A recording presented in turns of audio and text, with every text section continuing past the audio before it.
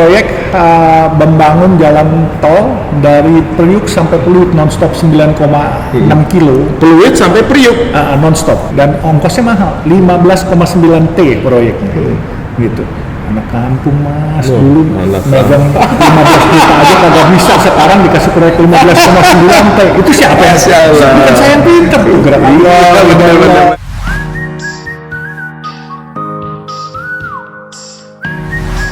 Pernah nggak ada sedekah dari Pak Yusuf yang Pak Yusuf sendiri nyesal sedekah itu? Nyedekahin itu, ada pernah nyesal nggak? Saya akan menyesal kalau sedekah yang katanya orang itu buat, misalnya dia sakit, bayar rumah sakit, tahu-tahu dia pakai buat beli barang-barang branded.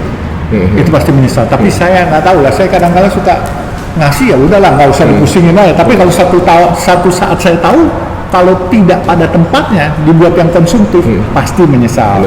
Dan menurut saya kalau ada orang-orang yang kontak, yang minta sedekah, apa segala, minta bantuan atau apa itu bukan berarti nyusahin. Itu Allah sayang sama kita, dia kirim ke kita untuk kita bantu.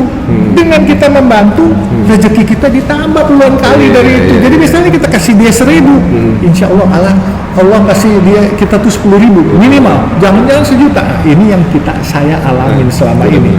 Makin banyak memberi, makin banyak diberi. Ya Allah, itu dia. Jadi kayak Pak Yusuf tuh ngasih alasan ke Allah kenapa pantas untuk dapat rezeki banyak, karena memang orangnya sering membantu. Ya ampun, ini kita jadi banyak belajar sama Pak Yusuf. Jadi ibaratnya kalau sekarang nih di rumah langsung ini pasti kalau nonton tiba-tiba, wah saya juga kayak perlu kontak juga nih ke Pak Yusuf nih, misalnya gitu. Ibaratnya orang langsung pada tertarik juga nih. Nah sekarang yang ikutan sama Pak Yusuf sendiri, yang Pak Yusuf bilang ini anak hilang, biasanya berkarir di bagian apa? Diletakkan sama Pak Yusuf? Macam-macam ya, ada yang di bagian umum, ada yang di bagian sekretaris perusahaan, ada yang di proyek. Kita kan bangun proyek terus ya. Kita kan ada beberapa usaha Oh gitu. Kita baru dapat proyek membangun jalan tol dari Priuk sampai Pluit nonstop 9,6 kilo. Pluit sampai Priuk Nonstop. Jadi triple decker di atas yang sekarang. Yang sekarang berarti yang sekarang ada juga, tapi kan cabang-cabang ini langsung tapi? Iya langsung nonstop. Berarti tinggi dong? Tinggi, dan ongkosnya mahal 15,9 T proyeknya. Gitu. Anak kampung mas, dulu megang 15 juta aja kagak bisa, sekarang dikasih proyek 15,9 T. Itu siapa yang bukan saya yang pinter tuh gerak. Benar.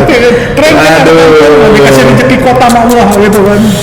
Kayaknya kita udah mulai besok ya cari siapa yang bisa sedekahin yuk.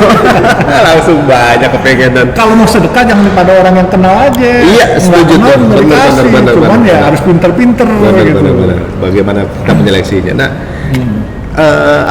selama ini kan kalau saya rasa nih ya, mungkin ada pola-pola yang di luar dari kewajaran ya. Misalnya orang-orang polanya bisnis tuh harus begini, memang ada juga ilmunya pasti Pak Yusuf. Tapi ada pola sedekah yang dilaksanakan sama Pak Yusuf yang tentunya juga korelasi dengan rezeki-rezeki yang dapat sama Pak Yusuf sendiri.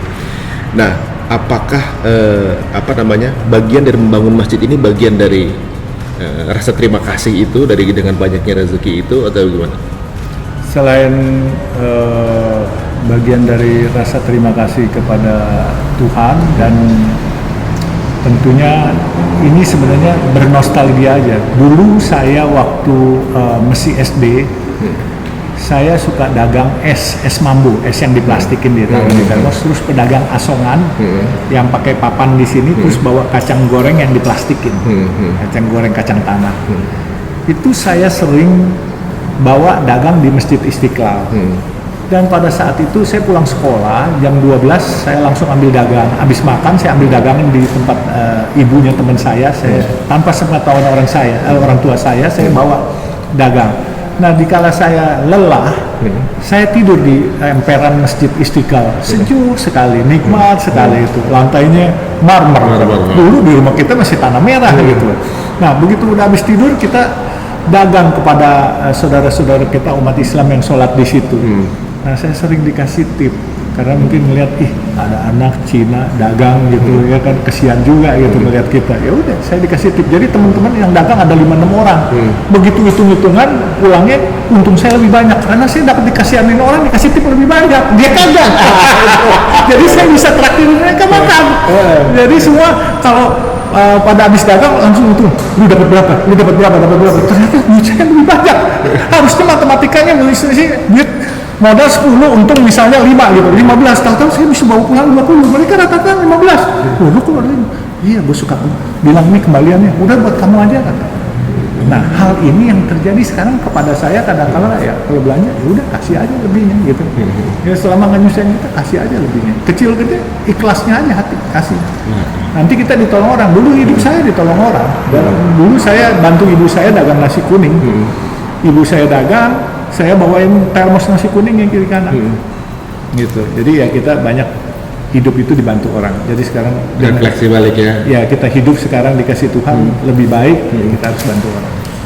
Tadi kalau dilihat tuh teman-temannya tuh kalau dengan pola yang semesti dijalani dapatnya cuma 5, gara-gara sering ngasih bisa sampai dapat 20. Berarti kadang-kadang return baliknya tuh kalau sedekah itu jauh lebih banyak. Nah, teman-teman di sini kelihatan ya bagaimana waktu kecilnya Pak Yusuf ini juga ternyata ikutan jualan nasi kuning. Nah, ketika berhasil, beliau juga justru membantu orang merasakan nasi kuning secara mudah dijangkau. Nah, sekarang juga untuk teman-teman juga yang mau mencari tempat peribadatan, sekarang juga dimudahkan juga dengan ada seperti ini. Apalagi ini saya rasa bukan semata-mata membangun masjid aja, tapi beliau karena mengetahui bagaimana impact digital kalau menurut pandangan saya ini suatu tempat itu akan menjadi lebih mudah disukai orang ketika tempat itu eye catching dan instagramable. Ini tanpa sengaja orang ini kayaknya selalu pengen foto kalau ke tempat-tempat seperti ini karena unik kan gitu ya. Dan secara nggak langsung orang jadi menyukai untuk ke masjid gitu kan, dengan pengen lihat ini punya foto, sholatnya di situ juga, pahala lagi dapat juga. Jadi multi level pahala didapat sama Pak Yusuf ini. Kalau Pak Yusuf ini sekarang kalau melihat keadaannya, sekarang ini kan mungkin kita nih kadang-kadang sering main sosial media gitu, kadang-kadang mudah terpengaruh gitu ya, ibaratnya gampang ngegas sama saudara sendiri gitu, gimana. Sekarang ini apa sih yang mesti dilakuin sama kita sebagai bangsa Indonesia supaya akur, berbeda pandangan, berbeda keyakinan, atau juga mungkin berbeda suku bangsa adalah hal yang sunatullah gitu. Apa sih saya mau dengar pesan dari Pak Yusuf ini? Ya, satu kita harus sabar, kedua harus toleransi. Ya kan, sabar kita melihat dulu apa maksud dari orang yang ngomong, jangan main ngegas aja gitu. Kedua ya, setelah dicerna ini memang omongan ini untuk melukai kita atau ketidaksengajaan, bisa saja. Terus kemudian toleransi jangan sampai diprovokasi, toleransi juga melihat keadaan orang, empati, simpati, semua jadi satu. Nah, oleh sebab itu, andai kata banyak duit tetapi banyak musuhnya juga kagak enak gitu. Ya alhamdulillah saya ya,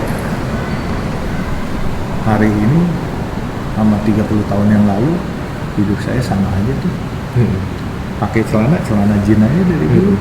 Celana jin beli di Bandung 125.000 bisa pakai 10 tahun baru. Baju apa? Kadang-kala pakai sepatu kagak pakai kaos kaki, anak kampung ya kan. Ya. Makanya saya bilang saya ini anak kampung, lulusan kampung, boleh bilang anak hutan sebenarnya dari Kalimantan Timur. Saya ini dulu hidup saya waktu di Kaltim di Samarinda, tidur saya di atas rakit, di atas sungai saya, di rakit. Jadi bantal saya itu dari traveling bag saya. Minum makan saya, mandi saya, kencing saya, buang air dengan air yang sama, air sungai itu. Tapi airnya ngalir, bersih. Ya, makanan yang paling mewah buat saya kalau saya naik sampan pergi ke warung di seberang. Itu naik sampan dulu, kurang lebih 10 menit saya nyebrang untuk sampai ke warung. Yang paling mewah adalah telur, kornet atau sarden yang kalengan. Itu yang paling mewah. Jadi kalau mau ke pasar pekan namanya, seminggu sekali. Cuman ada hari Minggu. Nah, di mana dulu komunitas Kristen banyak di pedalaman Kaltim, itu mereka biasanya orang-orang Dayak yang jual hari Minggu, jual daging ayam, jual daging rusa, jual daging babi, terus sayur-sayuran. Jadi itu semua berkumpul di pasar Pekan gitu. Jadi kalau mau makan yang enak ya harus beli di Pekan gitu. Kalau yang biasa-biasa yang enak di warung. Warung itu mesti naik sampan, kita lewatin anak Sungai Mahakam 10 menit. Jadi ya makanya kehidupan yang sulit itu tentunya tidak membuat kita patah semangat. Kita harus bangkit dari kesulitan itu dan kita jauh lebih tertempa sehingga kita lebih tough, ulet gitu, sehingga ya kita bisa bangkit ya. Alhamdulillah kakak-kakak saya sarjana semua, saya ini enggak gitu. Wah, itu banyak yang merendah nih. Makanya saya bilang, jadi dikala dagang nasi kuning Mas Ari itu mengajarkan saya beberapa hal. Terutama mengajarkan saya untuk sedekah itu tidak boleh dimonopoli, sehingga barokahnya dapat juga tidak boleh termonopoli. Iya. Apa contohnya? Waktu itu di Keramat Raya 47, yaitu gedung PMI DKI, kita buka nasi kuning di sana. Saya ikut melayani itu dengan ketua Palang Merahnya waktu itu, suaminya Mbak Danti, putrinya Mbak Tutut itu. Oh iya. Suaminya Mas Reza. Saya layani tukang parkir di situ, pakai celana pendek, dia makan. Dia punya duit 10.000, dia bayar 3.000. Karena saya suruh bayar 3.000, saya nggak kasih gratis. Kalau saya kasih gratis, yang nggak butuh pun ikut ngambil. Benar. Ya, kalau lagunya ada pride-nya, karena dia ada pride, dia bayar. Dan juga buat dia bisa jadi ajang sedekah. Contohnya yang tadi saya bilang, tukang parkir, dia kasih 10 ribuan, dia bayar, makan dia 3.000. Dia ada 7.000. 2 menit kemudian dia nenteng kakek-kakek pakai tongkat. Saya mau sedekah buat nih kakek, dia kasih 5 ribuan, dia dapat kembalian 2.000. Jadi dia bisa makan, dia bisa sedekah, dia masih ada save 4.000 lagi, dia bisa simpan buat bawa pulang. Jadi saya bilang ajang sedekah di antara kita dan sesama kita. Nah kemudian barokahnya kalau saya kasih gratis, saya monopoli, barokahnya buat saya doang, saya ngasih. Kalau ini mereka bisa ikut ngasih, sehingga barokahnya juga mereka bisa masing-masing dapat. Nah itu, jadi sedekah dan barokah tidak boleh dimonopoli. Oleh sebab itu nggak boleh gratis, harus dijual walaupun 1.000 perak. Nah ini jadi kita jual 3.000 dan kita beli 10.000 dari warung setempat. Jangan dari catering, karena kalau catering mematikan UMKM warung-warung Tegal setempat. Mereka mencari nafkah untuk anaknya sekolah. Kita mau sedekah untuk mendapat barokah. Mereka nggak bisa berkompetisi sama kita, mereka akan mati. Oleh sebab itu berdayakan mereka. Mereka punya makanan, kita beli. Nah, mereka hidup. Nah, sesama ini hidup. Fakir, miskin, kaum duafa, dan UMKM ikut hidup. Everybody happy. Benar setuju ya Pak. Zaman Rasulullah juga gitu. Ketika jual itu nggak gratis, tapi bayar semampunya gitu. Jadi ya tetap harus bayar. Jadi menunjukkan bahwa ya orang kalau misalnya gratis sama dia bayar tuh beda. Dia ngerasa ada sesuatu yang dikeluarkan di situ, ada pride. Waduh nih luar biasa ya hari ini kita dapat obrolan yang singkat dan insya Allah barokah, teman-teman, mudah-mudahan menginspirasi tanpa kita sadari bahwa Pak Yusuf ini yang ibaratnya kalau secara finansial ini berkecukupan atau juga mungkin bahkan lebih, yang beliau sendiri cerita bahwa proyeknya tuh nggak ada yang kaleng-kaleng ya, tapi diawali dengan sesuatu yang nggak mudah, sesuatu yang benar-benar butuh tempaan gitu, perjuangan hidup, dan beliau nggak lupa dengan masa lalu itu. Segala hal yang dia lakukan itu dia kembalikan lagi ke masyarakat. Nah kira-kira ada pesan apa nih Pak Yusuf untuk yang nonton kita nih, kebanyakan keluarga muda atau juga mungkin anak-anak muda gitu. Nah, sekarang mungkin sedang meniti karir, belum sukses-sukses mungkin, masih seret rezekinya gitu kan, banyak. Kalau lihat wah jangan aja Pak Yusuf udah kaya jadi bisa sedekah karena ada ada hartanya misalnya gitu. Betul. Jadi gini, buat saudara-saudara adik-adik kita yang masih muda, itu pepatah tua masih berlaku.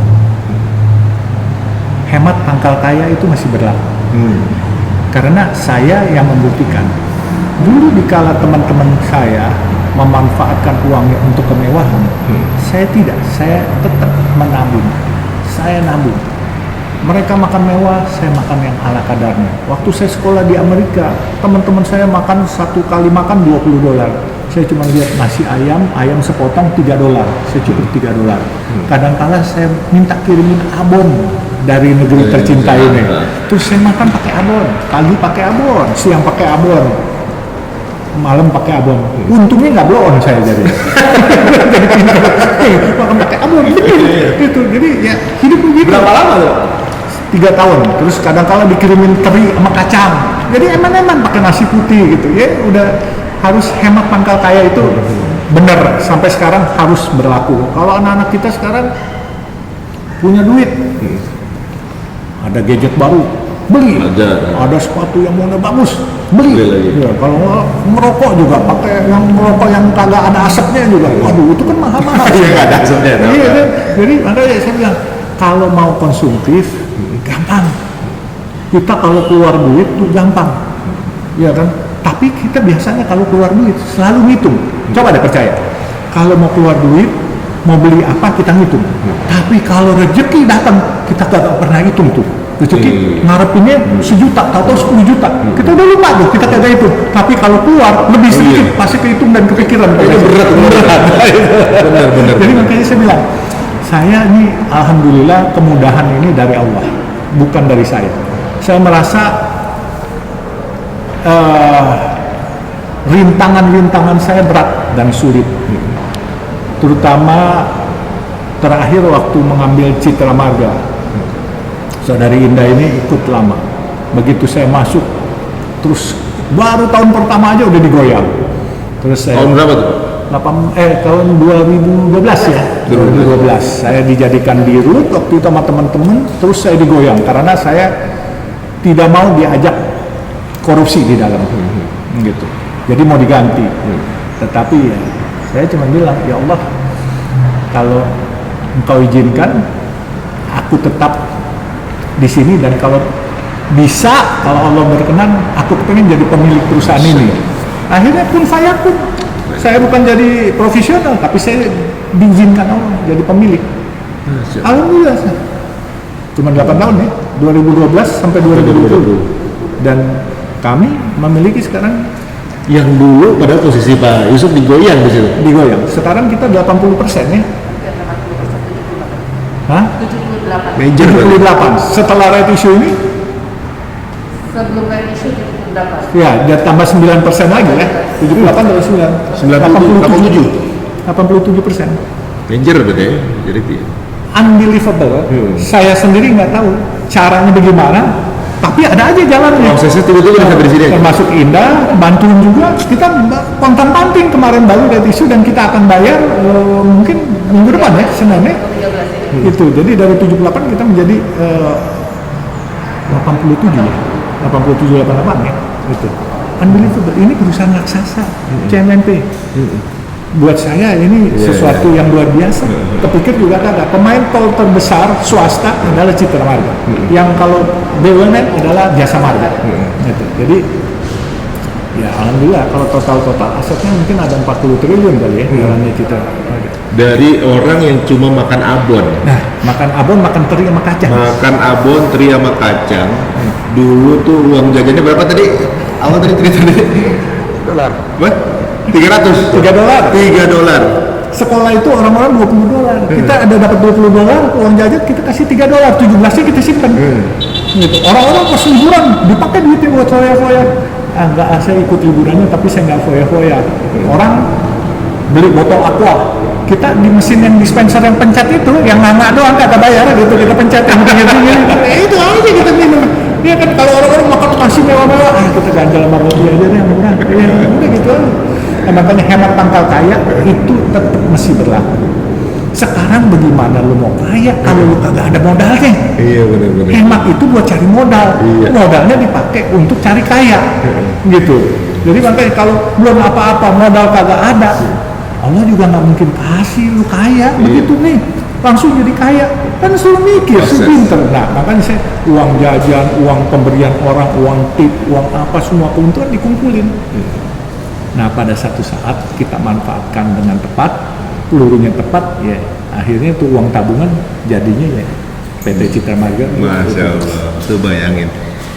Pak Yusuf ini ibaratnya tabungannya double ya, tabungan dunianya dari iri tadi, tabungan akhiratnya dari sedekah. Kelancaran ini mungkin bisa aja dari berapa orang yang sudah banyak dibantu beliau, banyak yang doain. Kita nggak pernah tahu dari doa-doa yang mana yang memudahkan jalannya. Pak Yusuf nih, jadi teman-teman aduh udah bukan zamannya lagi kita berat membantu dan udah bukan zamannya lagi kita boros-borosan. Ini smart spending yang jadi contoh kita langsung di sini. Yang tadinya mau digoyang 2012 sekarang sampai bisa dibilang owning tempat tersebut gitu. Waduh. Terima kasih nih Pak Yusuf untuk inspirasi yang luar biasa. Dan satu lagi saya bilangin nanti selain Masjid Bidayasari ini, insya Allah kita bikin proyek mengharumkan nama Islam di daerah Krukut. Krukut? Oh, Krukut ini. sini, ya, 5 kilo dari sini. Bulan kemarin saya baru beli tanah di situ 20 hektar. 20 hektar? Mau dibangun apa tuh? Buat bikin kayak manasik haji. Jadi kalau adik-adik kita, anak-anak kita liburan, nggak usah ke tempat pariwisata yang tidak mendidik.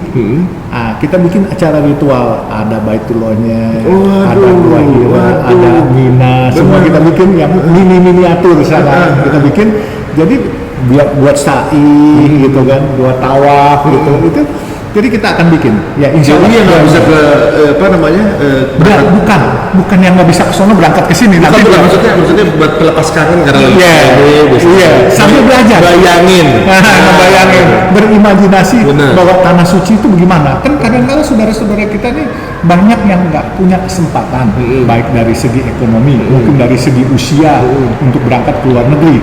Jadi bisa nanti datang ke sana melihat acara ritual di tanah suci itu apa. Maksudnya tinggal menjalankan di sana. Tinggal menjalankan di sini, nanti kalau pas ada rezeki mereka dan badan sehat, mereka berangkat di sana, nggak perlu pakai guide untuk nguntungin, udah bisa sendiri, kita ajarin sendiri gitu. Soalnya banyak juga saudara kita yang akhirnya ada kalau masalah di daerah Semarang gitu ya. Terus maksudnya di apa namanya? Karena waduh buat belajar ke sana biar ada feel-nya. Kalau di sini dibangun, Pak, waduh ibaratnya. Itulah kita coba buat sekalian tempat wisata. Daripada wisata adik-adik kita ke dunia fantasi, yang mana nggak ada segi pendidikannya, juga dari segi agamanya, ini kita kompletin semuanya. Waduh, ini kayaknya jadi ajang apa namanya untuk apa namanya teman-teman yang punya ide creativity mungkin bisa share sama Pak Yusuf. Boleh, nanti gambarnya kita minta, master plan-nya teman-teman kita akan lombain.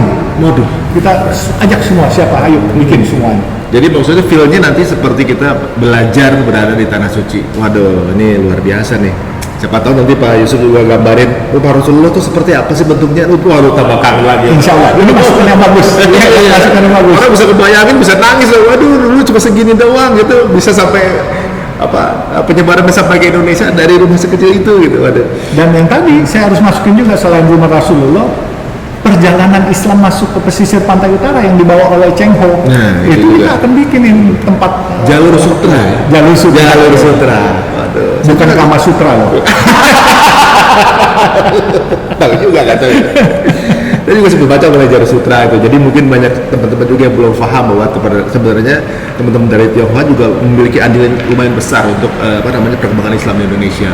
Dan juga para wali juga keluarganya juga ada juga yang wali semua, ada yang dari Cina, Putri Campak, dan Habibie punya statement dan Gus Dur bilang bahwa orang Cina yang bawa Islam masuk ke pesisir pantai utara itu sejarah dan itu true, betul gitu. Jadi makanya kalau ada orang Islam dibenturkan sama orang Cina, kayaknya ini salah. Iya, karena mungkin lupa dengan membaca sejarah gitu, bagaimana sebenarnya saat dulu tuh banyak keindahan yang terjadi antara waktu kalau nggak salah itu sama keluarga wali yang keturunan Turki atau Timur Tengah gitu menikah dengan yang dari Cina, juga ada juga mereka kemudian jadi keluarga wali gitu. Itu masya Allah ceritanya tuh, andai anak milenial sekarang udah tahu itu, paham itu, maka nggak akan ada friksi-friksi yang ibaratnya berbeda gitu. Tapi kita harus yakin bahwa anak-anak sekarang tidak akan, kedepannya nggak akan ada friksi, dan kita harus united, kita harus bersatu kita teguh, bercerai kita runtuh. Benar. Bukan bercerai kita kawin lagi bos, nggak boleh. Dan satu lagi, saya juga unik juga kadang-kala pikir-pikir rezeki yang dari Allah berikan ini bukan hanya materi bos. Benar. Saya sekolah kagak tinggi, university kagak lulus.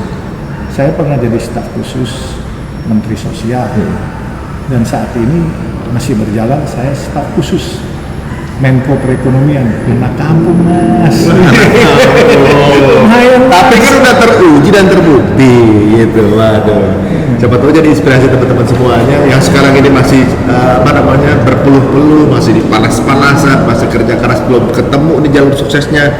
Beliau ini dari naik perahu untuk cari makan. Jadi nggak ada yang nggak mungkin teman-teman semuanya, asal kita persistence, Allah yang ngasih jalan. Jangan lupa sedekah juga ya. Dan ada tahapannya. Kalau kita mau sukses, pertama kali kita dari remaja sampai umur 20 kita disuruh sekolah. Setelah disuruh sekolah, kita harus mempergunakan otak kita dan otot kita untuk cari harta. Tapi kita harus ada target. Otot dan otak dipakai hanya sementara. Setelah otot dan otak dipakai untuk cari nafkah, nanti tinggal ototnya nggak dipakai lagi, otaknya yang dipakai. Nanti setelah otaknya udah nggak dipakai lagi, harus hartanya dipakai untuk mencari harta.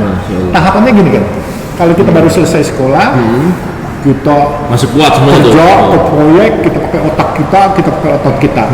Nanti setelah kita kumpul banyak, tinggal otaknya kan udah Udah nggak mulai kuat. berkurang. Ya kan, kita udah punya keluarga, punya anak, nah, otaknya. Nah, kita harus punya target. Setelah otak kita mencari uang buat kita harus kumpulin nih uang. Uang ini harta kita. Harta kita ini harus bisa cari uang sendiri. Jangan pakai kita lagi, pakai otot atau otak lagi gitu. Langsung uang cari uang. Nah, ini harus menjadi cita-cita anak-anak kita, adik-adik kita. Jangan sampai tua otot atau Masih otaknya otot dipakai. aja gitu. Harusnya uang kita cari uang, uang kita cari uang, harta kita cari harta gitu. Jangan otak otot yang dipakai. Kalau itu otak, akhirnya sedekahnya kurang. Tapi kalau uang yang cari uang, nanti sedekahnya bisa banyak. Iya, karena dikeluarin lagi masa depan. Waduh teman-teman, ini kayaknya di perbincangan ini udah banyak catatan kita nih yang bisa diambil. Teman-teman yang suka nyatat ini bisa ambil banyak quote nih sebenarnya dari Pak Yusuf ini, yang tentunya juga mungkin bisa jadi post caption buat Instagram teman-teman semua nih. Luar biasa deh. Ada satu kata ya. Ada lagi nih. Harta disimpan akan jadi rebutan dan jadi warisan. Ketika warisan. Harta dimakan akan jadi kotoran kan. Benar. Kalau harta diamalin buat kasih makan orang atau buat masjid ini dipakai orang banyak nggak? Oh iya. Didoain orang nggak? Bener. Biarpun kita udah pergi, Bener. tetap didoain orang. Anak cucu kita juga didoain orang. Terkapitalisasi. Nah itu. Jadi makanya kalau nyimpen harta banyak-banyak dimakan jadi kotoran, Bener. disimpan jadi warisan, rebutan malah. Jangan-jangan kita udah pergi pada berantem semua Bener. gara-gara warisan bunuh-bunuhan. Iya. Tapi kalau kita sedekahin, kita amalin, kita bantu bangunin rumah-rumah Allah begini, Bener. insya Allah keluarga kita semua selamat. Udah, pokoknya. Ini yang dibangunnya tempat-tempat mulia lagi, nggak bakal jadi kotoran, udah gitu nggak bakal jadi rebutan juga, malah ini jadi tempat manfaat buat banyak orang. Ini mudah-mudahan menginspirasi teman-teman ya, bahwa kalau tujuannya hanya untuk mewah-mewahan, beliau sih kurang apa untuk mewah-mewahan, tapi memilih untuk hidup sederhana tapi manfaatnya yang luar biasa. Ini luar biasa, bisa menjadi pelajaran buat kita semuanya ya. Saya kayaknya harus mulai mencari celana 105.000 seperti ini biar jadi lebih humble gitu rasanya ya, luar biasa. Jadi memang kalau sudah melewati banyak pengalaman hidup itu banyak hal yang bisa bikin kita jadi menambah banyak ilmu ini secara nggak langsung, walaupun sekarang otot masih dipakai Pak Yusuf. Otot buat amal sekarang, Buat amal ya? bukan buat cari harta lagi. Bener, sekarang udah ilmu di-share ya semua orang ya. Bisa, silakan. Mau tanya apa aja, anytime 24 jam. Benar. Dan untuk yang anak-anak hilang juga di sini berkarya lagi. Jadi ibaratnya kalau orang sukses bukan buat dirinya tapi buat mensukseskan orang lain. Beliau juga lakuin. Jadi quote-quote mengenai kesuksesan dipraktekin semua sama beliau tanpa harus belajar itu. Jadi langsung on the spot. Ada lagi, orang selalu mempermasalahkan pribumi dan non pribumi.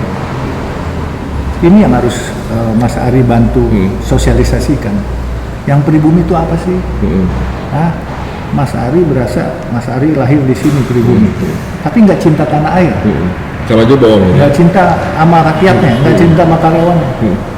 Bisa dibilang pribumi? Iya, benar juga. Ya. Siapapun dia, mau Arab, mau Cina, mau India, kalau dia cinta tanah air, dia sayang sama rakyatnya, dialah pribumi Dia yang sebenarnya. Itu. Karena pada saat waktu penjajahan Belanda dulu, ketika nyerang, itu yang berjuang barengan. Mau Arab, Cina, Betawi, Jawa, Iya. Maluku, nggak lihat asal dari mana. Ini penjajah dapat rame-rame gitu, bahu membahu. Itu sama-sama pribumi. Jadi sekarang ini udah waktunya kita bersanding, bukan bersaing, teman-teman. Beliau mencontohkan sama kita bagaimana itu Bhinneka Tunggal Ika, toleransi, dan bagaimana kebersamaan yang bisa dirajut dengan indah, dan membuktikan beliau banyak rezeki tapi cinta dengan kedamaian, kebersamaan, dan juga doyan sedekah. Waduh, ini banyak ilmu yang kita dapatkan di sini, teman-teman. Mudah-mudahan menginspirasi. Jangan lupa untuk komen yang luar biasa, doain buat beliau dan keluarganya kesehatan. Dan kalau mau tahu lebih lanjut mengenai beliau, Pak Yusuf ada YouTube atau Instagram? Saya ada Instagram atas nama Yusuf Hamka, pakai Jusuf. Yusuf Hamka. Iya. Ya, boleh mungkin follow akun beliau. Beliau juga orang setiap pertanyaan juga selalu dijawab gitu ya. Nanti saya juga mau tanya nomor telepon beliau kayaknya nih mau ngobrol. Terima kasih Pak Yusuf. Terima kasih. Mudah-mudahan banyak manfaat. Teman-teman, sampai ketemu lagi di episode berikutnya. Assalamualaikum warahmatullahi wabarakatuh. Waalaikumsalam.